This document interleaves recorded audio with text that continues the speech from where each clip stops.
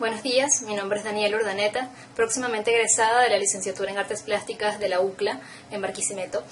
Y desde hace mucho tiempo he estado leyendo sobre un tema que me interesa muchísimo, como es la realidad aumentada. Y no solamente cómo incide en los ámbitos artísticos, que es donde yo me dedico, sino en todos los aspectos de la vida cotidiana. Entonces fue así que cuando me enteré del proyecto que genera la red social Snapchat en realidad aumentada junto con el artista Jeff Koons, me interesó muchísimo indagar sobre cómo una red social puede implementar este tipo de tecnología para llevar a cabo proyectos que generen una unión entre los espacios públicos y las prácticas artísticas. Entonces fue así como empecé a tener muchas preguntas, a indagar muchísimo y bueno, me marqué en lo que fue el trabajo de grado de mi licenciatura. Entonces, a partir de allí creé este artículo que bueno, les voy a explicar a continuación.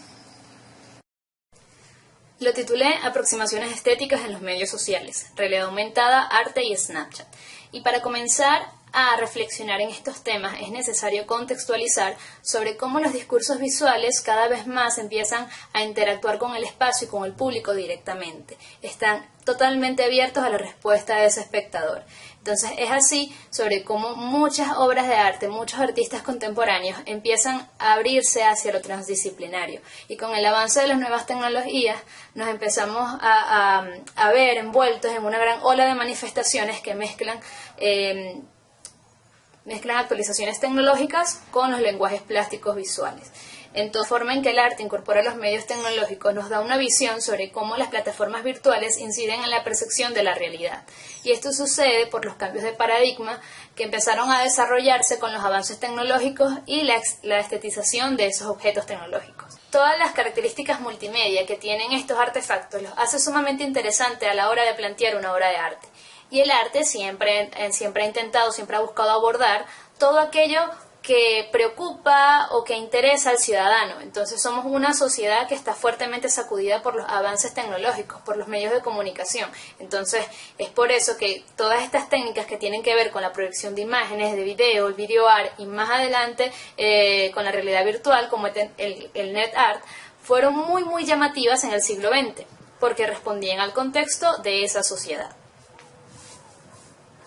Sin embargo, al principio la realidad aumentada no empezó a incidir directamente en las obras de arte, sino en las instituciones.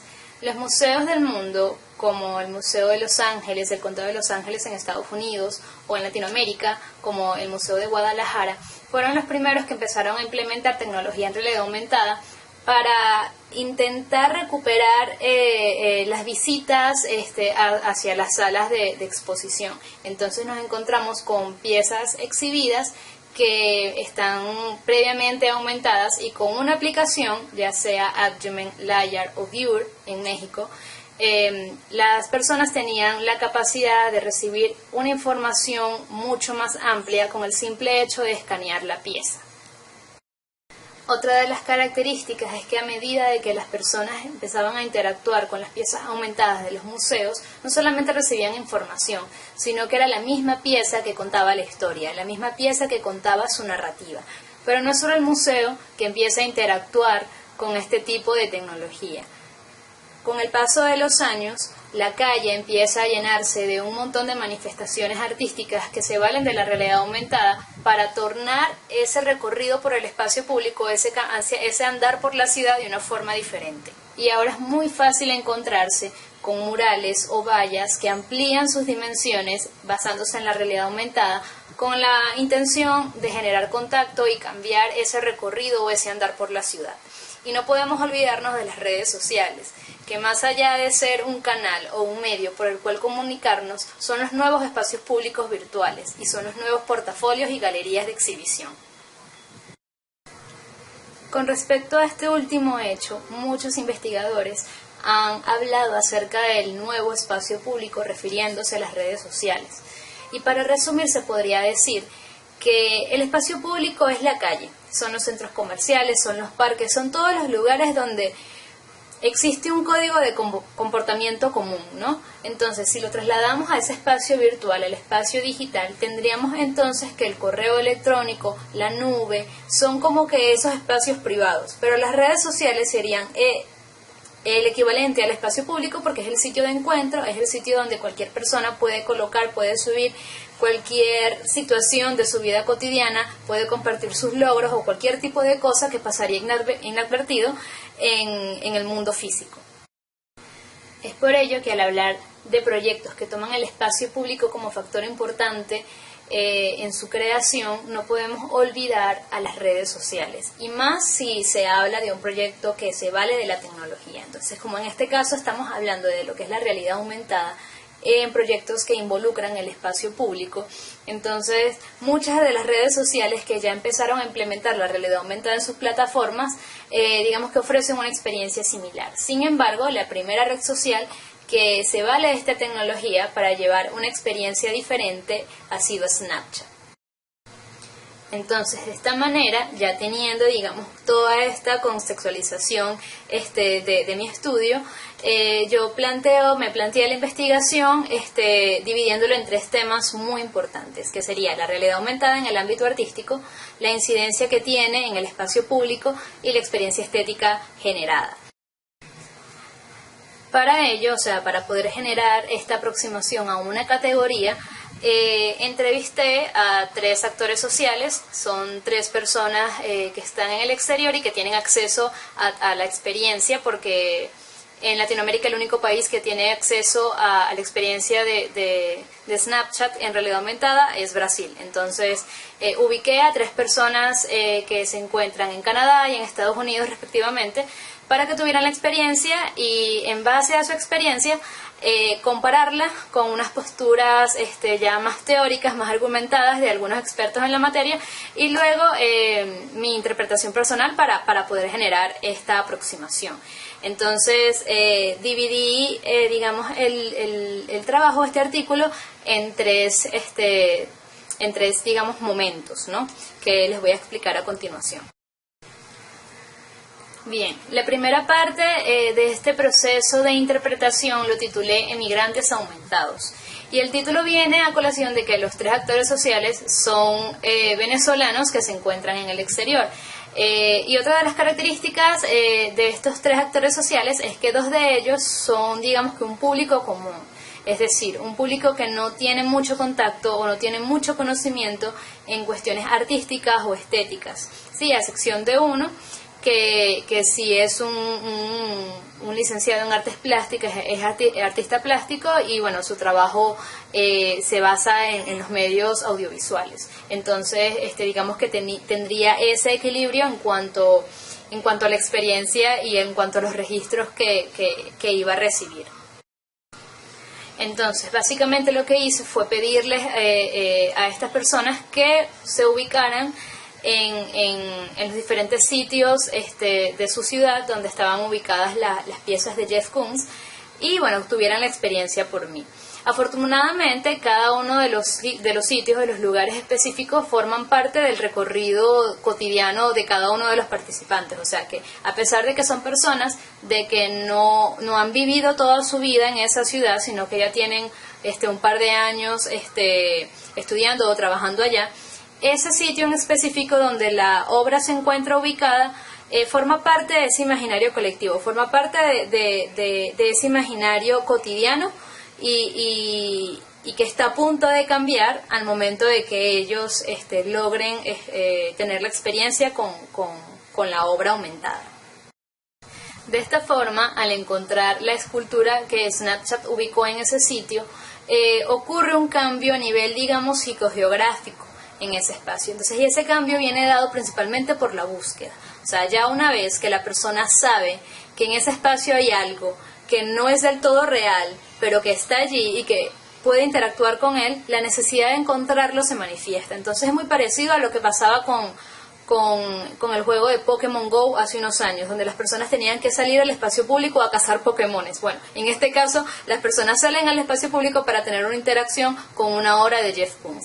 Y ahora bien, luego de tener los registros y las experiencias de los actores sociales, empecé con las entrevistas a 3 expertos en la materia. Entonces, ahora bien, yo teniendo, digamos, que esas 2 posturas, tanto de las experiencias de los espectadores cómo la teoría o esa parte más argumentativa de los expertos, pude, digamos que conseguir otro tipo de conceptos y que me ayudaron a saber de qué estaba hecho este proyecto, o sea, todos los elementos que conforman este proyecto. Y pude deducir que está inmerso en dos tipos de medios, serían los medios locativos y los medios de comunicación. Esto quiere decir que existen como que dos sistemas en este proyecto. En los medios locativos tenemos, digamos que un sistema de ubicación, un sistema de geolocalización, que básicamente es ubicar algún tipo de información en un lugar específico a través de la tecnología del GPS. Y bueno, el sistema de comunicación en masa, que sería ese medio de comunicación a través de las redes sociales. Y aparte de eso, todos los elementos que se encuentran inmersos a su vez en cada uno de esos medios, que serían la simulación virtual, la participación lúdica, la transformación de la imagen y la distribución en tiempo real. Entonces, eso me hace preguntar, ¿existe una categoría estética que englobe cada uno de estos elementos en una sola, digamos que en un solo concepto?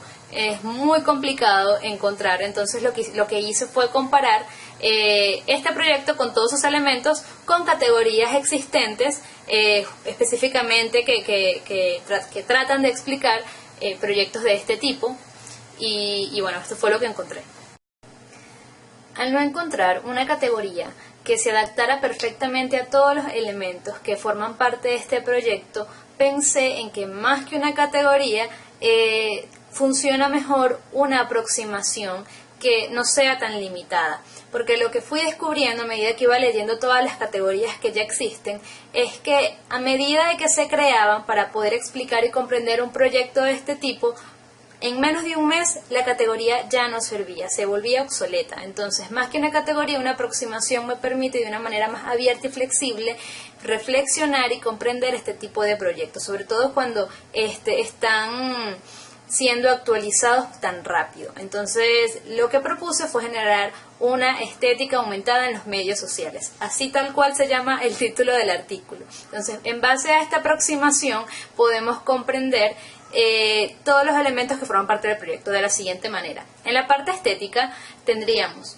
todo lo que son los planteamientos filosóficos y las experiencias sensoriales generadas allí, además de si los proyectos están inmersos en conceptos de problematización, de narrativas, de experiencias lúdicas o de solamente transformación de la imagen. Y si las tienen todas juntas, pues mejor. También esta aproximación se adapta a ese tipo de proyectos.